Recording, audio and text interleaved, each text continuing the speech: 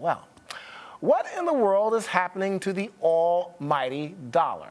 Currently, it is struggling to regain precious ground against other major world currencies. Are weak retail sales to blame, or could it be multiple factors? Well, our expert here, Peter Cardillo, chief market economist at Rockwell Global Capital, joins us now. Peter, my goodness, I'd say a few months ago, people might not have predicted anything like this. A strong economy, now the dollar is shrinking. What's going on here? Well, I think, it's just basically a technical correction.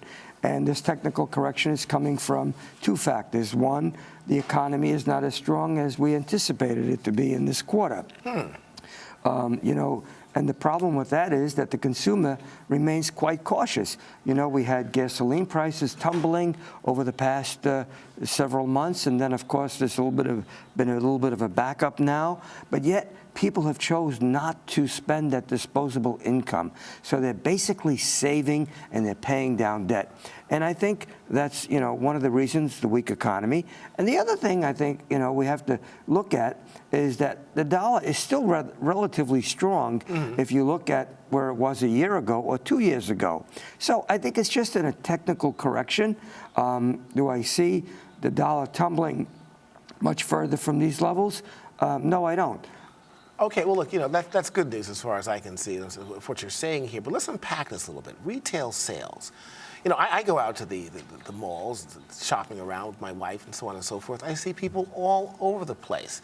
They're buying food, they're buying clothes. Exactly what are you talking about when you say retail sales? Well, we're talking about, first, we're not seeing a real strong spending in luxury items. That's number one.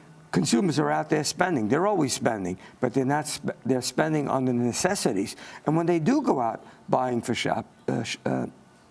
clothing or other necessary everyday wear, it's usually on a bargain hunt. And so what we're seeing is the imported merchandise going off the shelves because of the weaker euro that we had from the previous year. So a lot of these import prices have come down. We've talked about a roller coaster ride on the stock markets to a certain degree. That might be exaggerating a little bit here. And we also talked about, you mentioned this about a correction in the dollar. A correction in the markets, Peter. Do you think right now with a weak dollar that might affect the markets, even though today, as we've reported, the markets are up? Well, to begin with, I've been bearish on the equity markets here for the past several weeks, and so far I've been wrong. The market just remains trapped in a trading range. It's sort of like in a cage. It can't get out of it, And the reason for that is that there's the no alternative factor. Now, that brings us back to the question of interest rates. Now, just a few days ago, we saw a spike in yields from we had a huge correction, which actually began in Germany with the German bond market and spilled over to the United States. We saw the 10-year yield actually move up to about 235, and now it's back on around 222. We got to talk more about this. You got to come back and talk more about that too. Okay. Thanks a lot, Peter. All right. Coming up, how Tesla wants to power your home with a battery.